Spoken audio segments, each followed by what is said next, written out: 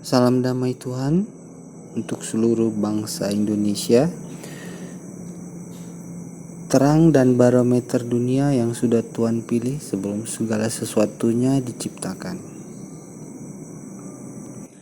Kenapa belajar kebenaran mengenai kelahiran Yesus itu penting? Ada dua tujuan video ini dibuat. Yang pertama adalah memurnikan umat Kristen di Indonesia untuk kembali menjadi pengikut Yesus, yaitu umat Nazarin atau Nasrani.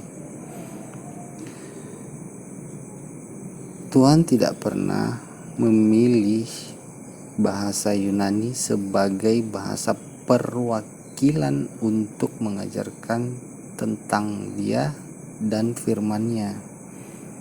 Itu sebabnya Tuhan bukan memilih bangsa Yafet, tetapi Dia memilih bangsa Shem dan menetapkan Abraham sebagai bapa segala bangsa. Tujuan kedua, kita belajar kebenaran tentang kelahiran Yesus supaya kita bisa melihat penggenapan Yesus atas Taurat dan para nabi yang Yesus ucapkan di dalam Matius 5 ayat 17. Jadi Taurat itulah fondasinya, bukan nubuatan nabi. Nubuatan nabi itu sejatinya mengatakan bahwa apa yang sudah digariskan Tuhan di dalam Taurat itu akan digenapi. Selanjutnya, slide yang tulisan kuning itu kalau saat kita belajar mitos yang ditanamkan Yunani, dan slide tulisan putih kita akan belajar kebenaran yang ilahi. Sudah terlalu banyak terjemahan dan tafsir yang diselewengkan, dipaksakan untuk mengikuti filsafat doktrinnya manusia. Demikian juga lah ke depannya kita juga akan bersih-bersih dalam tubuhnya Islam, belajar tafsir Quran yang benar sekaligus memahami arti yang sebenarnya dari muqattaat atau huruf-huruf lepas di dalam Quran. Nah, langkah pertama, yuk kita belajar bareng kenapa Yunani itu menciptakan agama Kristen. Izin kalau boleh saran nih ya, untuk menyediakan kertas dengan pulpen saat setiap kali menonton video saya, apakah itu terkait iman, sosial, ekonomi, politik, pendidikan. Namanya juga belajar bareng, ya enggak? Karena secara psikoanalisis, saat seorang manusia itu menulis sesuatu, itu akan membantu untuk meresap ke dalam memorinya. Sekali lagi, ini cuma saran loh. Selama 681 tahun itu Yunani berperang dengan Persia. Dimulai ketika Yunani masih berbentuk republik, lalu pecah menjadi dua antara Kekaisaran Barat dan Timur hingga dengan Kerajaan Timur Bizantin. Demikian juga Persia mulai dari bentuk kekaisaran hingga bentuk terakhir Kerajaan Sasania. Ini semua sudah dinubuatkan 1200 tahun sebelumnya di dalam Daniel 10. Selama 21 hari itu Kerajaan Persia Sasanian mengepung kota Yerusalem pada tahun 614. Lalu pada tahun 1099 Masehi, giliran Yunani yang mengepung kota Yerusalem. Di tahun itu, Yerusalem dikuasai oleh Khilafah Fatimid, Syiah, aliran Ismailism. Pendirinya itu bernama Abu Muhammad Abdul Allah, lahir di provinsi Khuzestan, Persia. Dan beliau bergelar Sang Al-Mahdi Billah. Apakah dia Al-Mahdi atau tidak, saya serahkan kepada teman-teman muslim lah untuk menilainya. Oke, lanjut. Selama 1250 tahun, bangsa Persia Timur Tengah itu menganut agama Zoroastrianism, dan salah satu sektenya yang bernama Mithraism itu berkembang pesat di dataran Yunani. Di layar saya ada tampilkan beberapa teks bacaan. Rekan-rekan silakan mempause video, membaca teks yang saya kasih, dan menuliskan di kertas inti yang rekan-rekan dapat dari nats tersebut. Baru nanti saya akan lanjutkan dengan menjelaskan alur Kaisar Konstantin dalam menciptakan agama Kristen. Untuk memperluas wilayah kekaisarannya, maka Konstantin harus menaklukkan terlebih dahulu simpati dari suku pagan barbarian, Goth, Vikings, dan lain sebagainya yang berada di wilayah perbatasan utara, Mesir di perbatasan selatan, dan Persia di perbatasan timur. Dimulai pada malam 27 Oktober tahun 312 Masehi, Konstantin bermimpi tentang seorang malaikat yang turun dari surga memegang salib keemasan. Konstantin bermimpi malaikat salib. Esok harinya, tanggal 28 Oktober 312, dimulailah peperangan yang dikenal dengan legenda Perang Jembatan Milvian. Konstantin mengalahkan Maxentius, saudara iparnya. Pada tahun 324 Masehi, Konstantin memproklamirkan dirinya sebagai Kaisar Kerajaan Romawi Timur. Dan setahun sesudahnya dimulailah perjalanan penciptaan agama Kristen. Pada tahun 325 Masehi, Kaisar Konstantin membiayai perjalanan seluruh bishop untuk berkumpul di pusat pemerintahan Bizantin yang kita kenal dengan Turki. Maka dimulailah Konsili Nikea. Karena kita membahas mengenai kebenaran kelahiran Yesus, maka poin penting yang perlu digarisbawahi di sini adalah penentuan hari Paskah yang bertentangan dengan yang sudah Tuhan tentukan, dan penentuan hari lahir Yesus yang dipaksakan sama dengan Sol Invictus. Dataran Eropa itu mengenal 4 musim, dan pada akhir musim dingin atau minggu terakhir Desember, itu masyarakat pagan Eropa berjamaah menyembah berhala, memohon kepada berhala agar diberikan kesuburan di masa musim semi mendatang. Suku barbarian Jerman, Anglo-Saxon, mengenal festival winter solstice dengan nama Yule. Nah, selanjutnya dalam pemilihan figur dipilihlah Mitra, juru selamat Mitra yang dikenal oleh penganut Mithraism di belahan Eropa dan penganut Zoroastrianism di belahan Persia. Mitra sendiri menurut legenda lahir dari sebuah batu pada tanggal 25 Desember.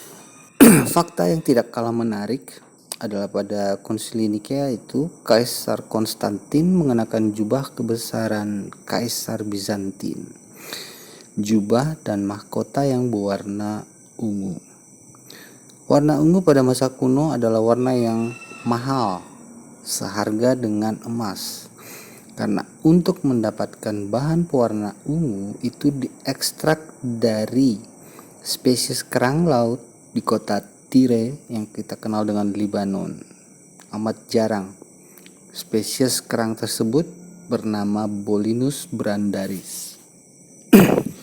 Konstantin merupakan lambang daripada kerajaan Bizantin, sang binatang yang berwarna merah dan ungu, bendera Bizantin dan lambang kekaisaran Roma. Lalu siapakah sosok wanita yang duduk di atas binatang? Roh Jezebel yang disebut di dalam kitab Wahyu sebagai nabi palsu.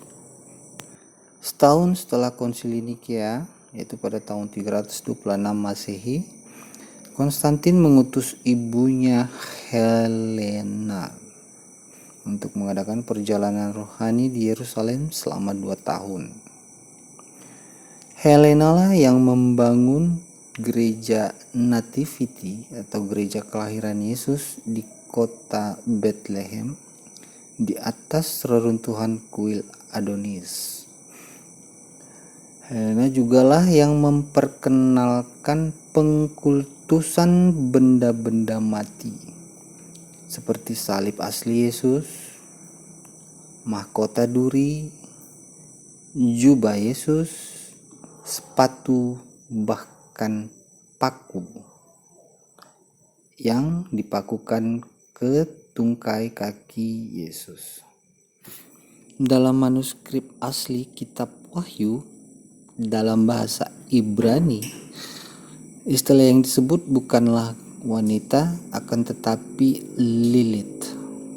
Lilith dalam bahasa Ibrani berarti si wanita iblis malam, female night demon. Di kolom deskripsi itu ada saya sertakan link. Jadi ada 2 light worker Australia yang sedang mengerjakan terjemahan kitab perjanjian baru dari manuskrip asli Ibrani. Terserah teman-teman, silakan kalau mau download, nanti kita akan pelajari bareng. Pada tanggal 27 Februari 380 Masehi, Bizantin mengeluarkan edik Tesalonika yang menetapkan agama Kristen Trinitarian menjadi agama negara.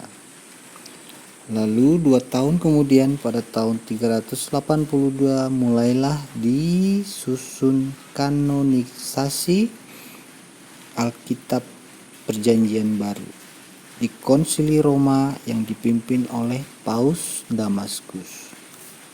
Inilah sekilas riwayat binatang yang keluar dari air, yang mengajarkan hal-hal yang bertentangan dengan Tuhan dan menciptakan agama Kristen. Ada 4 fase yang dijalani oleh binatang ini. Fase pertama itu kekaisaran Roma yang membantai umat Nasrani pertama, terutama di kota Caesarea, yang menolak menyembah berhalanya Yunani dan melakukan ritual libation. Fase kedua, Bizantin yang membantai sisa-sisa Nasrani yang menolak menuhankan Yesus dan menolak doktrin Trinitas. Fase ketiga itu barengan Katolik Roma dan Calvinism. Bertiga, Katolik, Protestan, dan Calvin yang menciptakan gerakan The Jesuit Order, mempersekusi bahkan menenggelamkan pengikut Anabaptism yang menolak otoritas tunggal gereja sebagai penterjemah ataupun penafsir dari kitab. Otoritas tunggal penafsiran kitab itu hanya datang dari Tuhan, Allah Subhanahu wa Ta'ala. Itulah roh Tuhan yang kedua, yaitu roh pengetahuan. Kan ada tertulis, takut akan Tuhan adalah awal dari pengetahuan. Penawar racun binatang ini ada di dalam 6 surah pada Al-Quran yang huruf lepasnya itu alif, lam, mim. Alif lam mim itu berarti binatang yang mengajarkan kekacauan. Sabar, nanti kita masuk ke ranah Islam, bagaimana memahami tafsir Quran dan membaca mukataat atau huruf lepas di dalam Quran. Di dalam Injil Matius dikatakan bahwa Yesus itu lahir pada masa pemerintahan Herod Raja Agung yang meninggal pada tahun 4 sebelum Masehi. Berarti Yesus itu lahir sebelum tahun 4 sebelum Masehi. Sementara dalam Injil Lukas dikatakan bahwa Yesus lahir saat Kaisar Agustus mengeluarkan perintah sensus global. Dan pada masa itu Yudea itu berada di bawah administratif gubernur Syria yang bernama Quirinius. Nah, disinilah letak kontradiktifnya. Untuk menyelesaikan kontradiktif antara Matius, Lukas, dan surah Al-Imran yang salah ditafsirkan, maka kita perlu membaca Injil Protevangelion yang dituliskan oleh Rasul Yakobus. Dalam Injil Protevangelion bab 12 di situ ditulis bahwa sebenarnya Yesus itu lahir pada saat Kaisar Agustus menerapkan pajak bagi seluruh rakyat Yahudi untuk mendukung Herod membangun proyek besar-besaran yang bertujuan menghelenistikkan, meyunanisasikan bangsa Yahudi. Lukas itu meninggal pada tahun 84 Masehi. Sementara papirus Injil Lukas pada Codex Vaticanus yang berbahasa Yunani itu diperkirakan ditulis pada abad ketiga. Jadi ada disparitas memori antara yang dioralkan oleh Lukas dengan yang dicatat oleh siapapun yang mencatat Injil Lukas.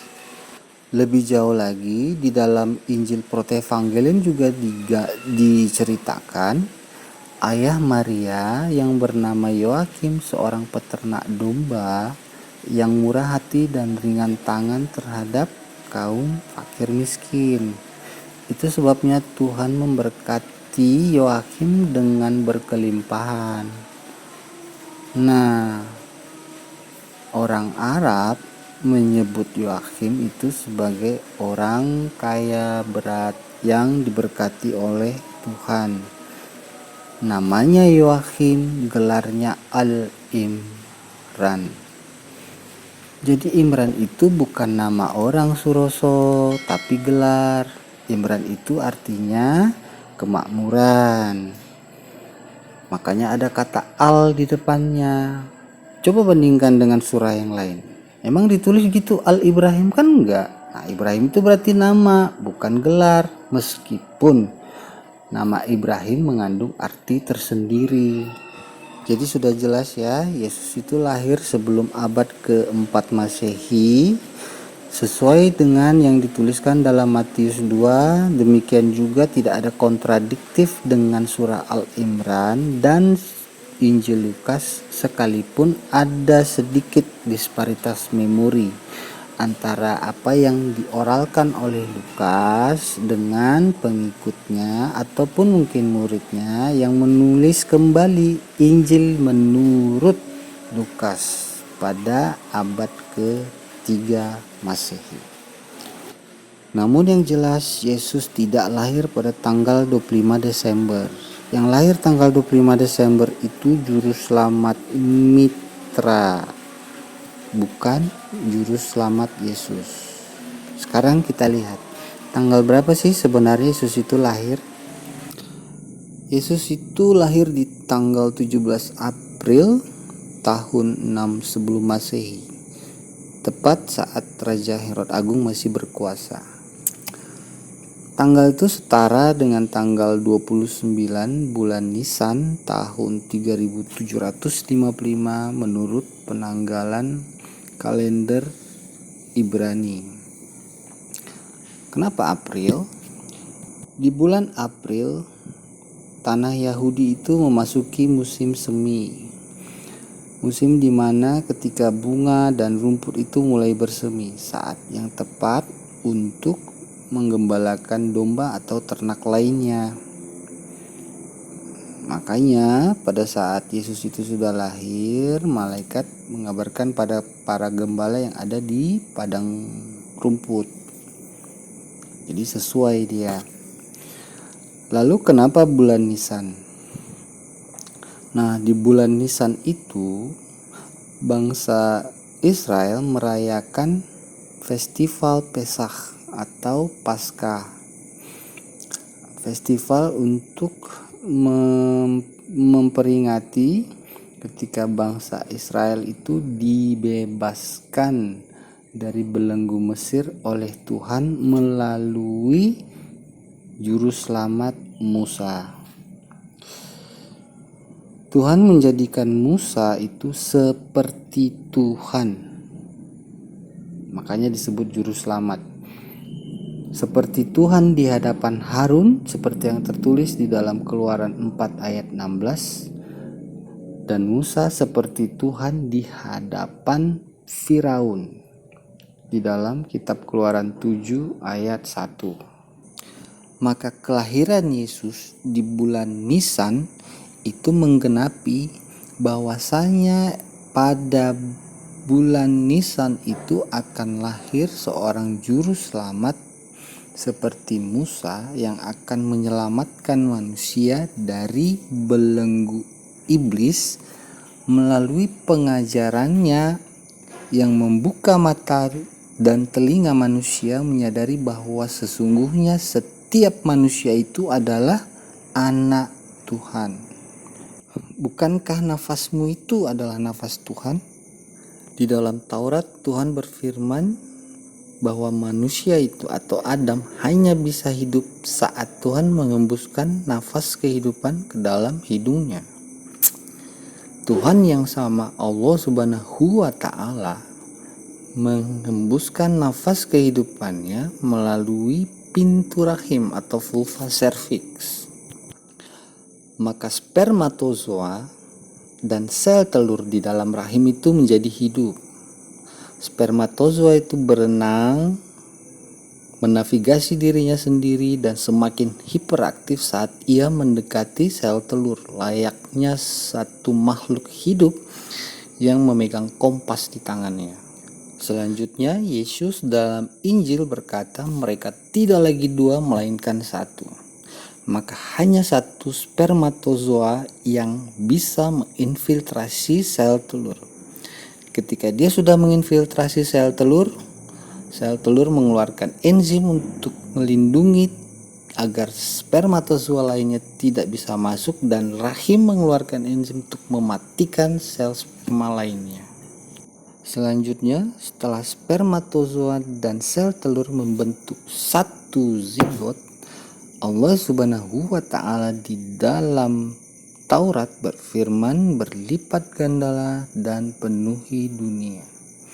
Maka satu sel zigot berlipat ganda menjadi 2, 4, 8, 16, 32 hingga menjadi satu janin yang memenuhi seluruh ruang rahim ibunya. Kebenaran di dalam Tanakh, Ketuvim Netzarim atau Injil, dan Ketuvim Quraisan atau Quran yang saling berkaitan dan bisa dibuktikan di dalam sains terapan apapun itu, baik itu kimia, neuroscience, psikologi, matematika, bahkan quantum physics. Kan saya sudah bilang, sebelum segala sesuatunya diciptakan, Tuhan itu sudah memilih bangsa Indonesia sebagai terang bagi seluruh bangsa di dunia. untuk memasuki masa transisi yang akan ditandai dengan masa kesusahan besar dan penghakiman terakhir sebelum seluruh dunia menuju dunia dengan tatanan baru. Oke, lanjut. Pada tanggal kelahiran Yesus, ilmuwan juga menemukan adanya konstelasi bintang Bethlehem yang diperkirakan hanya akan terjadi satu kali sampai selama-lamanya. Konstelasi ini bahkan diperkirakan tidak akan terjadi sekalipun kita menunggu periode 500.000 tahun kemudian. Kita akan bahas mengenai Lechem Hapanim yang dituliskan di dalam kitab Keluaran 25 ayat 30 di lanjutan video ini. Karena ini sangat erat kaitannya dengan kebenaran mengenai lokasi sebenarnya kelahiran Yesus. Oke? Jangan lupa subscribe, like, dan tolong bagikan link video ini kepada siapa saja yang kamu kenal.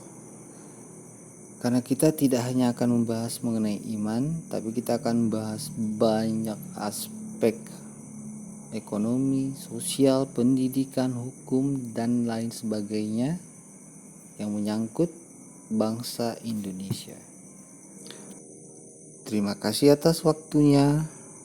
Salam kebenaran dan salam persatuan antara iman yang berbeda namun saling melengkapi.